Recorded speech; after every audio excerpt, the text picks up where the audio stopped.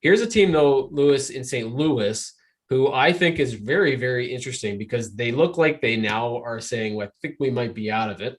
And so they're talking about Mike Hoffman, they're talking about Tyler Bozak, they're talking like Armstrong's the kind of GM that just once he makes up his mind, he's going to do whatever he's going to do. And he's pretty good at getting high returns for these things.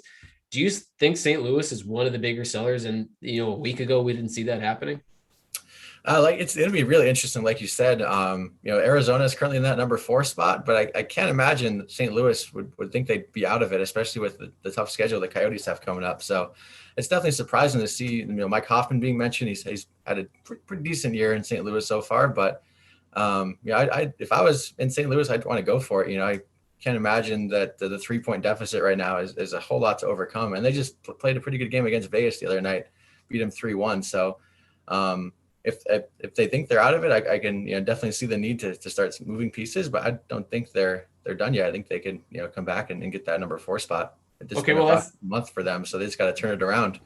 Yeah, and that's a very interesting take because maybe they don't think they're out of it. Josh, what if they think that they're still contending, but they don't have the right pieces to go as far as they'd like to go, and maybe Mike Hoffman's underperforming, or maybe Tyler Bozak's taking up too much money?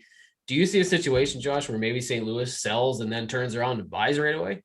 I can see that. I feel like there's 2 players that don't really fit with their kind of form or how they're kind of underutilized, and that's Hoffman and Vince Dunn.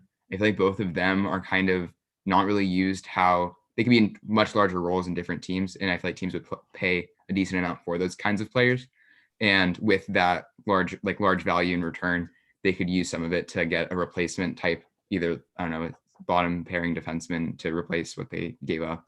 Or something along those lines. I don't think they're out of it. I mean, they've been decimated by injuries this season. I don't think it's really a great reflection of what the team they are. So I think they could probably do a little bit of both, but getting large value for a player like Hoffman or Dunn or Bozak is something that they would totally be interested in. For sure.